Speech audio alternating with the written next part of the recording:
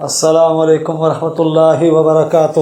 الحمدللہ رب العالمین والصلاة والسلام علی رسول اللہ، اما بعد۔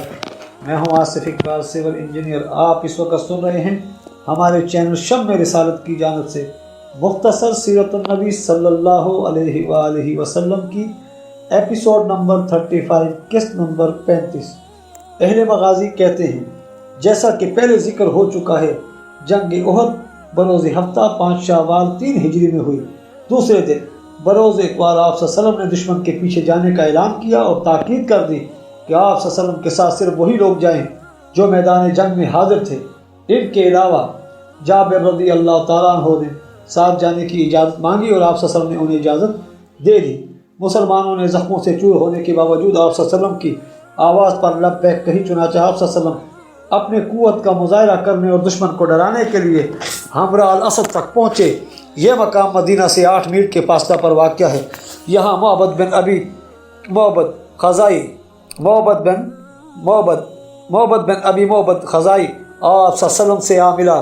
خزاع قبیلہ کے لوگ، مسلمان اور کافر، آپ صلی اللہ علیہ وسلم کے ہمدرد بہی خواہ تھے۔ معبد اس وقت مشرک تھا، کہنے لگا، اے محمد صلی اللہ علیہ وسلم، بخدا آپ صلی اللہ علیہ وسلم کو اور آپ صلی اللہ علیہ وسلم کے اصحاب کو صدمہ پہنچا ہے، ہمیں اس سے بڑا رنج ہوا ہے۔ ہم دل سے چاہتے تھے کہ اللہ تعالیٰ آپ صلی اللہ علیہ وسلم کو اس مصیبت سے محفوظ رکھتا۔ پھر وہ واپس چلا گیا اور روحا کے مقام پر ابو سفیان اور اس کے رفقا سے ملا جو مدینہ پر حملہ کرنے کا فیصلہ کر چکے تھے۔ انہوں نے سوچا کہ ہم نے محمد صلی اللہ علیہ وسلم کے اصحاب کی کمر توڑ دی ہے، پھر ان کی مکمل بے خودی کرنے سے پہلے واپس جا رہے ہیں۔ جب ابو سفیان نے معبد کو دیکھا تو اس سے پوچھا، معبد کیا خبر لائے ہو؟ تو بولا، محمد صلی اللہ علیہ وسلم ایک بہت بڑا لشکر لے کر تمہارے پیچھے آ رہے ہیں۔ میں نے اتنا بڑا لشکر آج تک نہیں دیکھا۔ وہ لوگ بھی، اب اس کے لشکر میں وہ لوگ بھی شامل ہیں جو کسی وجہ سے جنگ میں شریک نہیں ہو سکے تھے۔ ان میں اتنا جوش ہے کہ وہ اپنی غیر حاضری پر پچھتا رہے ہیں۔ یہ سن کر ابو سفیان بولا، معبد بڑا افسوس ہے، یہ تو کیا کہہ رہا ہے؟ اس نے کہا، اگر کچھ شک ہے تو خود جا کر اپنی آنکھوں سے گھوڑوں کی پیشانیاں دیکھاؤ، تمہاری تسلی ہو جائے گی۔ یہ خبر ابو سفیان اور اس کے ساتھیوں پر بجلی بن کر گری۔ ان کے دماغوں سے مدینہ واپس جا کر مسلمانوں کی مکمل بے خودی کا خیال ہوا ہو گیا اور صرف دھمکی دے کر واپس جانے میں اپنی خیر سمجھی۔ ان کو راستہ میں عبد القیس کا ایک قافلہ مدینہ کی طرف جاتا ملا۔ ابو سفیان نے پوچھا، کہاں جانے کا ارادہ ہے؟ انہوں نے جواب دیا، غلہ لینے مدینہ جا رہے ہیں۔ اس نے کہا، کیا محمد صلی اللہ علیہ وسلم کو میرا ایک پیغام پہنچاؤ گے؟ اس کے بدلہ میں عکاظ میں آؤ گے تو میں تمہیں اتنا منقع دوں گا جتنا تمہارے یہ اونٹ اٹھا سکیں گے۔ انہوں نے کہا، ہاں۔ وہ بولا، اس سے ملو تو کہنا کہ قریش تمہارے باقی ماندہ ساتھیوں کی کامل بے خودی کے لیے آ رہے ہیں۔ چنانچہ یہ قافلہ آپ صلی اللہ علیہ وسلم سے مقام حمراء الاسد میں ملا اور ابو سفیان اور اس کے ساتھیوں کا یہ پیغام پہنچایا۔ آپ صلی اللہ علیہ وسلم نے یہ سن کر فرمایا، حسبنا اللہ ونعم الوکیل، ہمارے لیے اللہ تعالیٰ کافی ہے اور وہ اچھا کارساز ہے۔ صحیح بخاری میں ابن عباس رضی اللہ تعالیٰ عنہ سے روایت ہے کہ جب ابراہیم علیہ السلام کو آگ میں ڈالا گیا تو انہوں نے یہی کہا تھا۔ یہی آپ صلی اللہ علیہ وسلم نے فرمایا، قرآن مجید میں ہے، ان الناس قد جمعوا لکم فاخشوہم فزادہم ایمانا وقالوا حسبنا اللہ ونعم الوکیل، یعنی لوگ ایک بڑی جمعیت کے ساتھ آ رہے ہیں، ان سے ڈر جاؤ۔ لیکن یہ بات سن کر اہل ایمان کا جوش زیادہ ہوا اور انہوں نے کہا، ہمارے لیے اللہ تعالیٰ کافی ہے اور وہ اچھا کارساز ہے۔ اور اسی بخاری میں حضرت عائشہ صدیقہ رضی اللہ تعالیٰ سے مروی ہے کہ روحا نے الذین استجابوا للہ وللرسول پوری آیت پڑھی تو کہا، میرے بھانجے، اللہ تعالیٰ نے اس آیت میں جن لوگوں کا ذکر کیا ہے ان میں تمہارے والد زبیر اور نانا ابو بکر بھی شامل تھے رضی اللہ تعالیٰ عنہ اجمعین۔ جب مسلمانوں کو احد میں شکست ہوئی اور کفار کے تعاقب میں کون جائے گا، یہ سن کر 70 آدمی آپ صلی اللہ علیہ وسلم کے ساتھ جانے کے لیے تیار ہوئے۔ ان میں ابو بکر اور زبیر رضی اللہ تعالیٰ بھی شامل تھے۔ کہتے ہیں، آپ حمراء الاسد میں 3 دن سوموار، منگلوار اور بدھوار فروکش رہے اور جمعہ کے دن مدینہ کی طرف واپس لوٹے۔ کل 5 دن مدینہ سے باہر رہے۔ اس عرصہ میں معاویہ بن مغیرہ بن ابی العاص، جو عبد الملک بن مروان کا نانا، آپ صلی اللہ علیہ وسلم کے ہاتھ لگا اور آپ نے اس کو قتل کرنے کا حکم دیا۔ حافظ مغلطائی لکھتے ہیں کہ اس ماہ شوال میں شراب حرام ہوئی تھی، بعض کہتے ہیں 4 ہجری میں حرام ہوئی تھی۔ غزوہ رجی اور عزل اور کارا کا واقعہ، غزوہ رجی اور عزل اور کارا کا واقعہ۔ رجی را کی فتح اور جیم کی کسرت کے ساتھ ہے۔ یہ قبیلہ حزیل کے کنویں کا نام ہے جو مکہ اور اسفان کے درمیان آباد تھے۔ یہ جنگ چونکہ اس کنویں کے نزدیک ہوئی تھی اس لیے اس کا نام غزوہ رجی پڑ گیا۔ ازل زاد کی فتح کے ساتھ ہے۔ یہ قبیلہ بنو حزن بن خزیمہ بن مدرکہ کی ایک شاخ ہے۔ کاف را اور مخصفہ کے ساتھ ہے۔ یہ بھی بنو حزن کی ایک شاخ ہے۔ ابن درید لکھتے ہیں کارا ایک سیاہ ٹیلا ہے۔ یہ لوگ اس کے نواح میں آباد ہونے کی وجہ سے اس کی طرف منسوب ہو گئے۔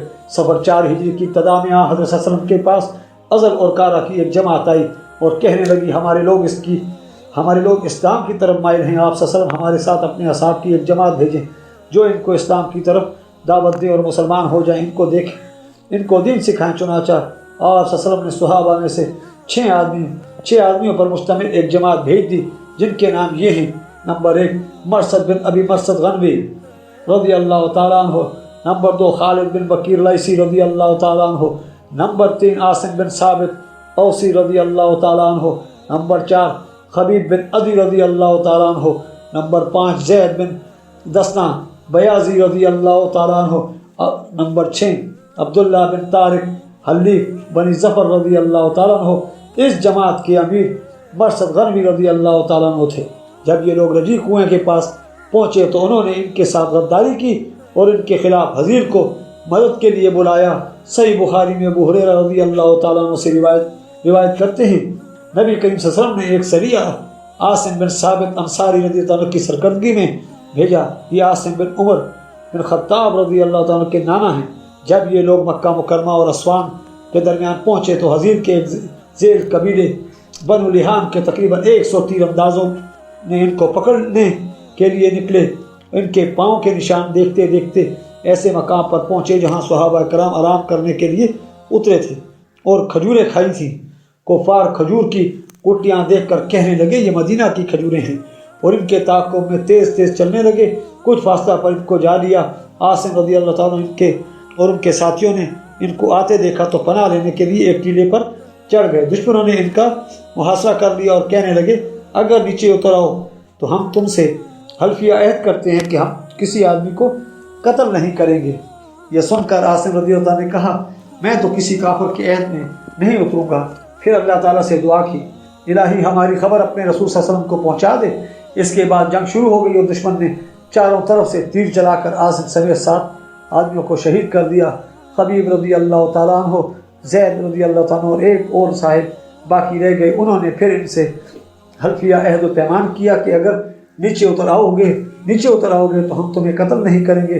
چنانچہ وہ تینوں ان کا عہد تسلیم کرتے ہوئے نیچے اتر آئے اور ہتھیار ڈال دیے۔ نیچے آنے کے بعد کفار نے ان کی کمانوں کی تانیں کھولی اور ان کے ساتھ ان کی مشقیں کس دیں۔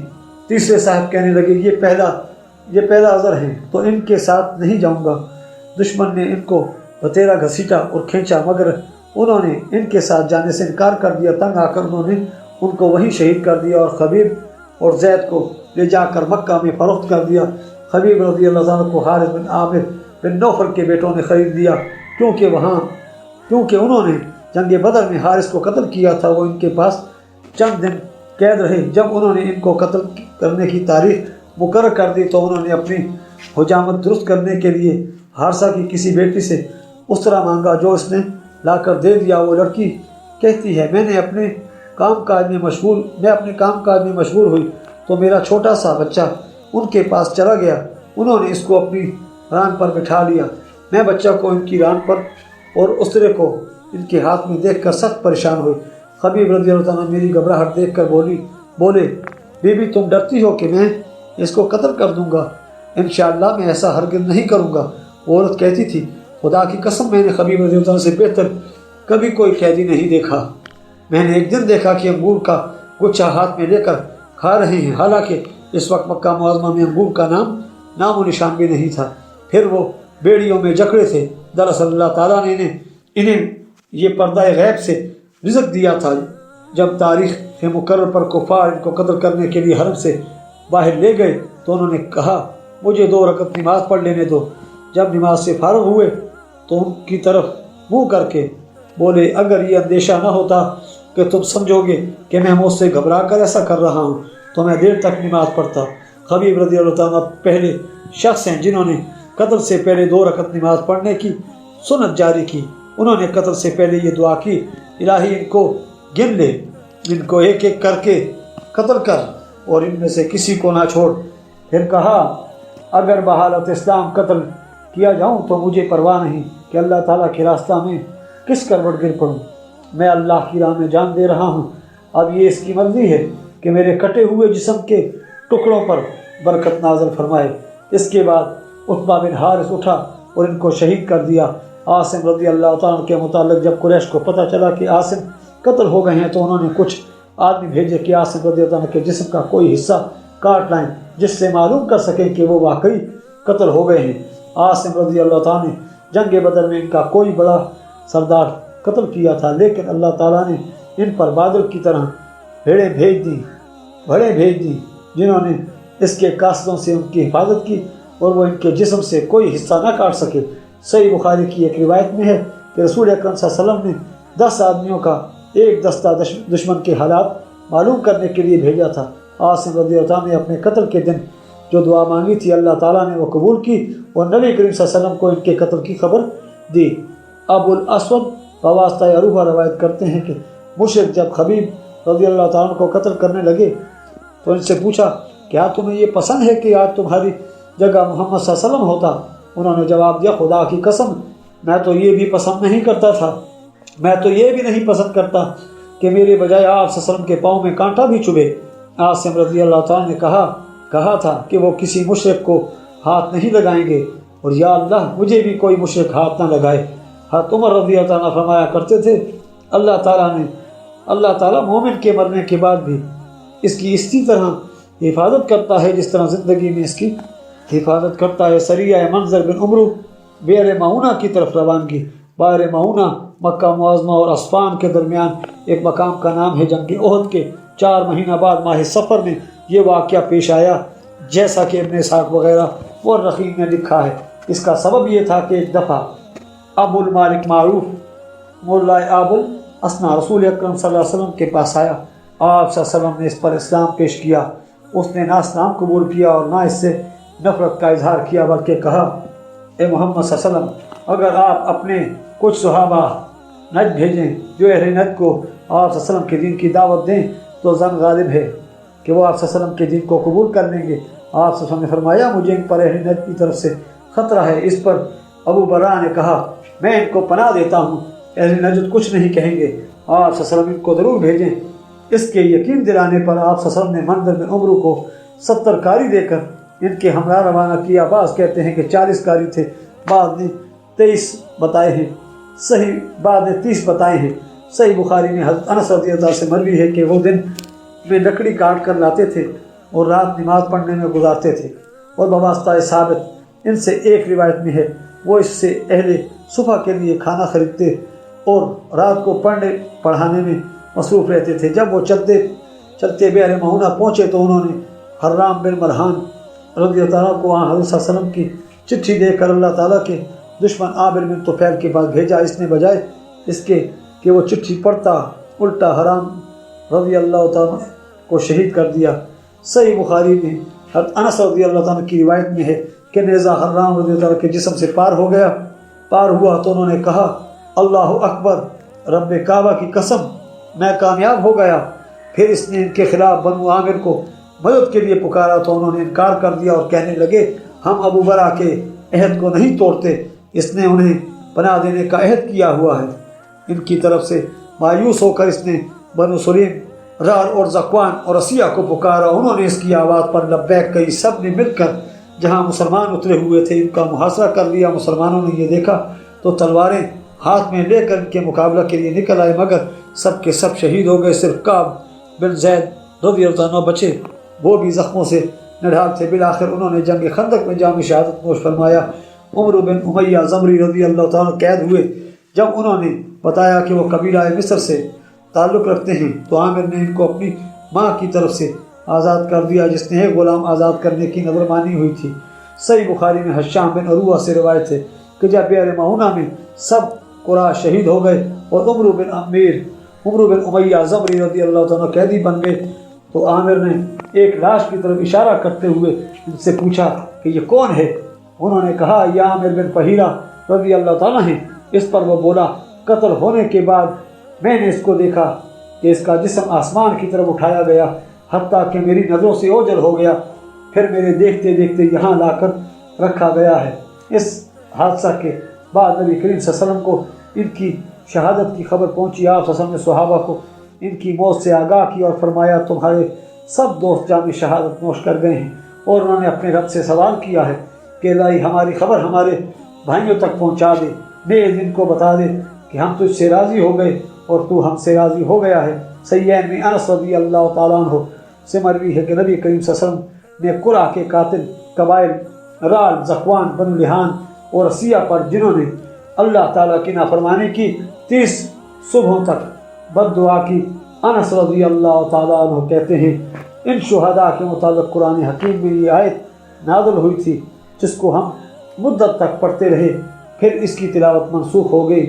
بالغوا انا قومنا انا قد لقینا ربنا فرضی عنا ورضینا عنہ، یعنی ہماری طرف سے قوم کو اطلاع پہنچا دو کہ ہم اپنے رب سے جا ملے ہیں، وہ ہم سے راضی ہو گیا اور ہم اس سے راضی ہو گئے ہیں۔ ابن سعد انس رضی اللہ عنہ سے روایت کرتے ہیں کہ جتنا میں نے حضرت صلی اللہ علیہ وسلم کو اصحاب بئر معونہ پر غم کرتے دیکھا ہے، کسی پر آپ صلی اللہ علیہ وسلم کو اتنا غم کرتے نہیں دیکھا۔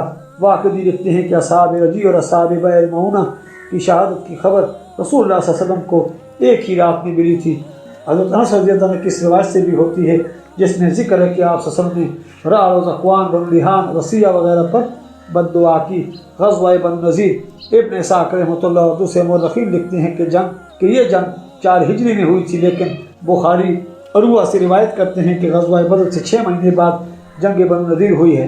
ابن اسحاق وغیرہ نے اس کا سبب یہ بتایا ہے کہ جب عامر بن طفیل نے عمرو بن امیہ زمری کو آزاد کر دیا تو مدینہ منورہ کی طرف واپس آتے ہوئے راستہ میں ان کی ملاقات بنو عامر کے 2 آدمیوں سے ہوئی جو رسول اللہ صلی اللہ علیہ وسلم سے عہد و پیمان لے کر جا رہے تھے۔ عمرو کو اس کا علم نہیں تھا۔ انہوں نے ان سے پوچھا تم کون ہو؟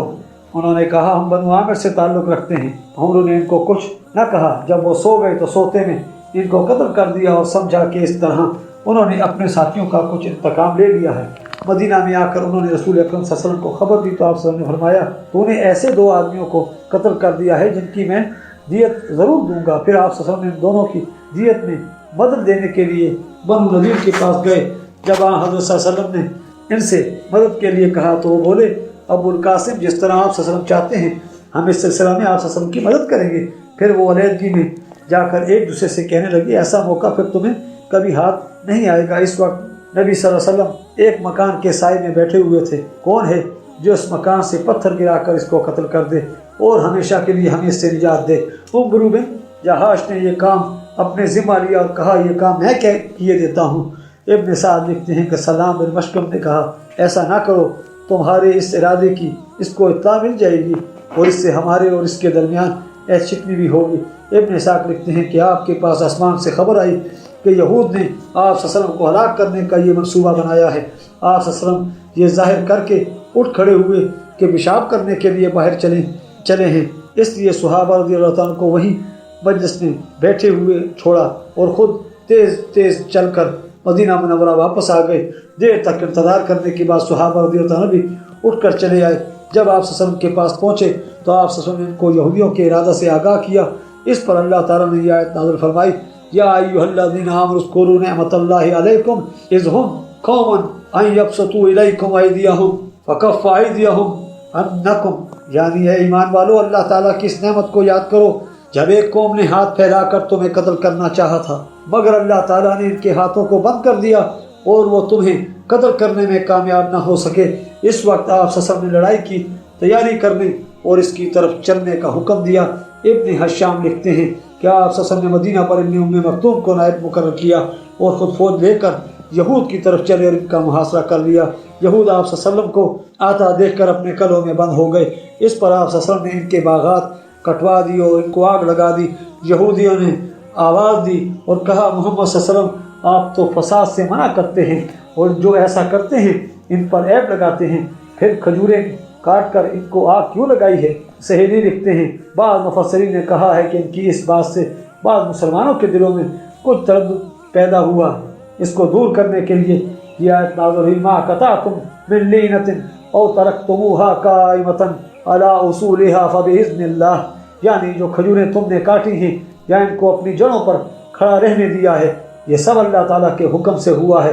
ابن اسحاق رحمۃ اللہ نے کہا ہے بنو بن خزرج کی ایک جماعت نے جن میں عبداللہ بن ابی بھی تھے شامل تھے، یہود کو کہلا بھیجا کہ مسلمانوں کے مقابلہ میں ڈٹے رہو اور صبر سے کام لو، ہم تمہارے ساتھ ہیں، تمہاری مدد نہیں چھوڑیں گے، اگر تم سے جنگ ہوئی تو ہم تمہارے ساتھ مل کر لڑیں گے اور اگر تمہیں نکالا گیا تو ہم بھی تمہارے ساتھ نکل جائیں گے۔ لیکن اللہ تعالیٰ نے ان کے دل میں رعب ڈال دیا، وقت آنے پر انہوں نے ان کی کسی طرح مدد نہ کی۔ یہودیوں نے مجبور ہو کر رسول اکرم صلی اللہ علیہ وسلم سے آنے پر انہوں نے پیشکش کی کہ انہیں جلا وطن کر دیا جائے اور ان کا خون نہ بہایا جائے۔ صحیح بخاری میں ابن عمر رضی اللہ عنہ کی حدیث میں آیا ہے کہ حضرت صلی اللہ علیہ وسلم نے بنو نذیر کے کھجوروں کے باغات کٹوا کر ان کو آگ لگا دی اور وہ باغات بوئرہ جگہ میں تھے۔ اس کے متعلق حسان بن ثابت رضی اللہ تعالیٰ نے کہا ہے بنو لوئی یعنی قریش کے سرداروں کے نزدیک بوئرہ کے باغات میں چاروں طرف پھیلی ہوئی آگ ایک معمولی واقعہ ثابت ہوئی۔ خدا کرے یہ کام جاری رہے اور اس کے اطراف و جوانب میں آگ بھڑکتی رہے، تمہیں جلد ہی معلوم ہو جائے گا کہ ہم میں سے کون اس سے دور ہے اور ہم دونوں فریق میں سے کس کی زمین کو نقصان پہنچتا ہے۔ ایک روایت میں آیا ہے کہ اس واقعہ کے متعلق اللہ تعالیٰ نے یہ آیت اتاری ما قطعتم من لینۃ او ترکتموها سورہ حشر آیت نمبر 5۔ ابن سعد کی روایت میں ہے کہ رسول اکرم صلی اللہ علیہ وسلم نے ان سے فرمایا کہ تم اپنی جانیں بچا کر لے جاؤ اور ہتھیاروں کے سوا اتنا مال و اسباب لے جاؤ جسے تمہارے اونٹ اٹھا سکیں۔ انہوں نے اس کو تسلیم کر لیا اور سامان نکالنے کے لیے اپنے گھروں کو اپنے ہاتھوں ویران کیا۔ آپ صلی اللہ علیہ وسلم نے ان کو مدینہ سے نکال دیا اور اپنے بیوی بچوں اور دیگر سامان کو 600 اونٹوں پر لاد کر لے گئے۔ حافظ ابو محمد بن حزم اور عبداللہ اور عبد الرحمن رحمۃ اللہ لکھتے ہیں اس وقت شراب کی حرمت نازل ہوئی، یہودی اپنے بال بچوں کو اونٹوں پر بٹھا کر مدینہ سے نکل گئے، کچھ شام میں جا آباد ہوئے اور حی بن اختب اور سلام بن ابی الحقیق جیسے لوگ خیبر میں سکونت پذیر ہو گئے اور اہل خیبر نے ان کے اقتدار کو قبول کر لیا۔ ان کے چلے جانے کے بعد حضرت صلی اللہ علیہ وسلم نے ان کی زمینیں، باغات اور مکانات خاص طور پر مہاجرین میں تقسیم کر دیے۔ انصار میں سے صرف ابو دجانہ اور سہیل بن حنیف رضی اللہ تعالیٰ کو حصہ دیا کیونکہ یہ یامین بن عمرو اور ابو سعید بن وہب اسلام لائے تھے۔ ان کے مال بدستور ان کے قبضہ میں رہے، باقی بنو نذیر کے مالوں پر حضرت صلی اللہ علیہ وسلم نے قبضہ کر لیا اور ان میں سے کسی کو کوئی حصہ نہیں دیا تھا کیونکہ اس جنگ میں مسلمانوں کو اونٹ اور گھوڑے نہیں دوڑانے پڑے، یعنی جنگ نہیں کرنی پڑی، بلکہ اللہ تعالیٰ نے ان کے دلوں میں رعب ڈال دیا اور وہ خود بخود سب کچھ چھوڑ کر چلے گئے۔ پھر آپ صلی اللہ علیہ وسلم نے انصار سے بوجھ ہلکا کرنے کے لیے وہ مال مہاجرین میں تقسیم کر دیے اور انصار کے جو مال اور مکانات مہاجرین کے قبضہ میں تھے وہ ان کو واپس کر دیے گئے۔ بنو نذیر کے مال رسول اللہ صلی اللہ علیہ وسلم کے لیے مخصوص تھے، آپ صلی اللہ علیہ وسلم جہاں چاہتے تقسیم کرتے تھے، کسی کا اس میں کوئی حصہ نہیں تھا، جیسا کہ حضرت عمر رضی اللہ عنہ کی حدیث میں صحیحین میں آیا ہے کہ حضرت عباس رضی اللہ تعالیٰ حضرت علی رضی اللہ تعالیٰ بنو نذیر کے مالوں کی تقسیم کے بارے میں حضرت عمر رضی اللہ عنہ کے پاس جھگڑا لائے تو انہوں نے فرمایا کہ بنو نذیر سے حاصل شدہ مال فے اللہ تعالیٰ کے رسول کے لیے خاص تھا اور اس میں کسی دوسرے کا کوئی حصہ نہیں تھا۔ اللہ تعالیٰ نے قرآن حکیم میں فرمایا ہے وما افاء اللہ علی رسولہ منہم فما اوجفتم علیہ من خیل ولا رکاب، لہٰذا یہ مال رسول اللہ صلی اللہ علیہ وسلم کے لیے خاص تھے۔ بخاری کی حدیث میں ہے کہ رسول اللہ صلی اللہ علیہ وسلم اس سے اپنے گھر کا 1 سال کا خرچہ لے لیتے تھے، جو مال باقی بچتا اسے جہاد کی تیاری کے لیے گھوڑوں اور دیگر سامان حرب میں خرچ کرتے تھے۔ غزوہ ذات الرقہ، اس میں اختلاف ہے کہ یہ کب واقعہ ہوا۔ ابن اسحاق رحمۃ اللہ نے لکھا ہے کہ یہ غزوہ بنو نذیر کے بعد ماہ ربیع الاول 4 ہجری میں ہوا ہے۔ ابن سعد اور ابن حبان رحمۃ اللہ نے کہا ہے کہ یہ محرم 5 ہجری میں ہوا ہے۔ حافظ ابن حجر فتح الباری میں لکھتے ہیں کہ امام بخاری رحمۃ اللہ کا رجحان یہ ہے کہ غزوہ خیبر کے بعد ہوا ہے۔ اس پر انہوں نے کئی دلائل پیش کیے ہیں، لیکن اس کے باوجود انہوں نے اس کو خیبر سے پہلے ذکر کیا ہے۔ معلوم نہیں انہوں نے عام ورقین کے کول کو یہ غزوہ خیبر سے پہلے ہوا ہے تسلیم کرتے ہوئے جان بوجھ کر ایسا کیا ہے، یا ان سے اس کے متعلق مختلف روایات کی بنا پر ہے، یا انہوں نے اس احتمال کی طرف اشارہ کرنے کے لیے ایسا کیا ہے کہ ذات الرقاع دو مختلف غزووں کا نام ہے، جیسا کہ بہقی نے اس کی طرف اشارہ کیا ہے۔ پھر اصحاب مغازی اس جزم کے باوجود کہ غزوہ ذات الرقاع خیبر سے پہلے واقع ہوا ہے، اس کے زمانہ مختلف ہیں، لیکن یہ بات یقین کے ساتھ کہی جا سکتی ہے کہ یہ غزوہ بنو قریظہ کی جنگ کے بعد وقوع پذیر ہوا ہے، اس لیے کہ غزوہ خندق میں نماز خوف مشروع نہیں ہوئی تھی، مگر غزوہ ذات الرقاع میں نماز خوف کا ثبوت ملتا ہے، جو اس بات کی دلیل ہے کہ یہ غزوہ خندق کے بعد واقع ہوا ہے۔ ذات الرقاع کے ساتھ اس کے موسوم ہونے کی وجہ یہ ہے جو امام بخاری رحمۃ اللہ نے حضرت ابو موسیٰ اشعری رضی اللہ عنہ سے بیان کی ہے۔ ابو موسیٰ رضی اللہ عنہ کہتے ہیں، ہم رسول اللہ صلی اللہ علیہ وسلم کے ساتھ جہاد کے لیے نکلے اور ہم 6 آدمیوں کے پاس ایک اونٹ تھا جس پر ہم باری باری سوار ہوتے تھے، زیادہ تر پیادل چلنے کی وجہ سے ہمارے پاؤں زخمی ہو گئے تھے، چنانچہ میرے دونوں پاؤں زخمی ہو گئے تھے اور میرے ناخن گر گئے، ہم اپنے پاؤں پر چھیتڑے لپیٹے ہوئے تھے، اس سبب سے اس غزوہ کا نام ذات الرقاع چھیتروں والی جنگ رکھا گیا۔ ابو موسیٰ رضی اللہ عنہ نے یہ حدیث بیان تو کر دی، پھر کہنے لگے مجھے اس کے بیان کرنے کی کیا ضرورت ہے، گویا انہوں نے اپنا یہ نیک عمل ظاہر کرنا ناپسند کیا۔ ابن اسحاق وغیرہ نے کہا ہے کہ غطفان کے قبائل بنو محارب اور بنو ثعلبہ کی سرکوبی کے لیے حضرت صلی اللہ علیہ وسلم نجد کی طرف نکلے، کیونکہ آپ صلی اللہ علیہ وسلم کو اطلاع ملی تھی کہ انہوں نے مدینہ پر حملہ کرنے کے لیے فوج جمع کی ہے، چنانچہ آپ صلی اللہ علیہ وسلم 400 صحابہ کرام رضی اللہ عنہ کا لشکر لے کر نکلے مدینہ پر۔ ابو ذر اور ایک قول کے مطابق عثمان رضی اللہ عنہ کو نائب مقرر کیا اور خود نجد کی طرف چل کر غطفان کے علاقہ میں دخل مقام میں جا اترے۔ ابن سعد نے کہا ہے وہاں عورتوں کے سوا اور کوئی نہیں تھا، آپ صلی اللہ علیہ وسلم نے ان کو قبضہ میں لے لیا، مگر ابن اسحاق نے لکھا ہے کہ آپ صلی اللہ علیہ وسلم کی ایک جماعت کے ساتھ ملاقات ہوئی، لوگ ایک دوسرے کے نزدیک آئے، فریقین ایک دوسرے کو خوف زدہ کرتے رہے لیکن لڑائی نہیں ہوئی۔ اس جگہ آپ صلی اللہ علیہ وسلم نے صحابہ رضی اللہ تعالیٰ کو نماز خوف پڑھائی۔ ابن سعد کہتے ہیں آپ صلی اللہ علیہ وسلم نے یہ پہلی دفعہ نماز خوف پڑھائی تھی۔ صحیح بخاری میں ہے، جابر رضی اللہ عنہ سے مروی ہے، غزوہ ذات الرقاع میں ہم رسول اکرم صلی اللہ علیہ وسلم کے رفیق سفر تھے، ہماری عادت تھی جب راستہ میں کوئی سایہ دار درخت آتا تو ہم آپ صلی اللہ علیہ وسلم کے لیے چھوڑ دیتے، چنانچہ ایک جگہ آپ صلی اللہ علیہ وسلم ایک درخت کے نیچے اترے اور صحابہ کرام رضی اللہ تعالیٰ اجمعین درختوں کا سایہ حاصل کرنے کے لیے ادھر ادھر بکھر گئے۔ آپ صلی اللہ علیہ وسلم نے اپنی تلوار درخت سے لٹکا دی اور سو گئے۔ جابر رضی اللہ عنہ کہتے ہیں ہمیں ابھی سوئے ہوئے تھوڑی دیر ہی ہوئی تھی کہ ایک مشرک نے آپ صلی اللہ علیہ وسلم کی تلوار درخت سے اتاری اور میان سے نکال کر کہنے لگا بتاؤ اب مجھ سے ڈرتے ہو یا نہیں؟ آپ صلی اللہ علیہ وسلم نے فرمایا نہیں۔ بولا پھر اب تجھے میرے ہاتھ سے کون بچائے گا؟ آپ صلی اللہ علیہ وسلم نے فرمایا اللہ تعالیٰ بچائے گا۔ جابر رضی اللہ تعالیٰ عنہ کہتے ہیں آپ نے ہمیں آواز دی، ہم آئے تو دیکھا کہ آپ صلی اللہ علیہ وسلم کے پاس ایک جنگلی آدمی بیٹھا ہے۔ آپ صلی اللہ علیہ وسلم نے فرمایا مجھے سویا دیکھ کر اس نے میری تلوار میان سے نکالی، میری آنکھ کھلی تو دیکھا اس کے ہاتھ میں ننگی تلوار ہے اور کہہ رہا ہے بتا اب میرے ہاتھ سے تجھے کون بچائے گا؟ میں نے کہا اللہ تعالیٰ بچائے گا، وہ یہ بیٹھا ہے۔ پھر آپ صلی اللہ علیہ وسلم نے اس کو معاف کر دیا اور سزا نہیں دی۔ ایک روایت میں ہے کہ وہاں آپ صلی اللہ علیہ وسلم نے نماز خوف پڑھی، تکبیر ہوئی تو آپ صلی اللہ علیہ وسلم نے ایک جماعت کو 2 رکعت نماز پڑھائی، وہ چلے گئے۔ دوسرے لوگ آئے تو آپ صلی اللہ علیہ وسلم کو بھی 2 رکعت نماز پڑھائی۔ اس طرح آپ صلی اللہ علیہ وسلم کے لیے 4 رکعت اور لوگوں کے لیے 2 رکعت نماز ہوئی۔ ابو عوامہ کی ایک روایت بھی ہے کہ اس کے ہاتھ سے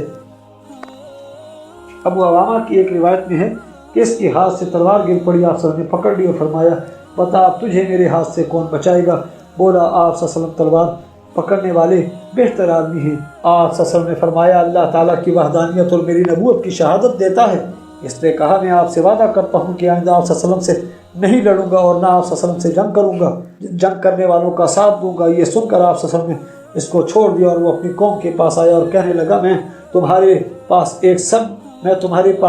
ایک سب لوگوں سے بہتر انسان کے پاس سے آیا ہوں۔ اس قصہ میں آپ صلی اللہ علیہ وسلم کی فرط شجاعت، قوت یقین، تکلیف پر صبر اور جاہلوں سے علم کا ثبوت ملتا ہے، اور یہ بھی پتہ چلتا ہے کہ ہر موقع پر اللہ تعالیٰ نے آپ صلی اللہ علیہ وسلم کی حفاظت فرمائی، اور اس اعرابی کو آپ صلی اللہ علیہ وسلم سے مراجعت کرنے کی کیا ضرورت تھی جبکہ وہ آپ صلی اللہ علیہ وسلم کو قتل کر کے اپنی قوم میں بڑا بلند مقام حاصل کر سکتا تھا۔ اس جنگ سے واپسی پر جابر رضی اللہ عنہ کا اونٹ چلنے سے عاجز آ گیا تھا۔ آپ صلی اللہ علیہ وسلم نے اس کو چوکا مارا تو اس میں اتنی قوت پیدا ہوئی کہ سب اونٹوں سے آگے آگے چلنے لگا۔ آپ صلی اللہ علیہ وسلم نے جابر رضی اللہ عنہ سے کہا کیا تم اس کو میرے ہاتھ بیچ دو گے؟ چنانچہ آپ صلی اللہ علیہ وسلم نے ان سے وہ اونٹ خرید دیا اور فرمایا مدینہ تک اس پر سواری کر لو۔ جب گھر پہنچے تو آپ صلی اللہ علیہ وسلم نے ان کو کچھ زیادہ ہی قیمت دی اور وہ اونٹ بھی انہیں ہبا کر دیا۔ اس کے ساتھ ہی ہماری آج کی ایپیسوڈ اختتام پذیر ہوتی ہے۔ ملتے ہیں انشاءاللہ نیکسٹ ایپیسوڈ میں۔ آپ ہمارے چینل کو سبسکرائب کیجیے، ویڈیو کو لائک کیجیے اور کمنٹس میں اپنی قیمتی آراء سے آگاہ کیجیے۔ اللہ حافظ۔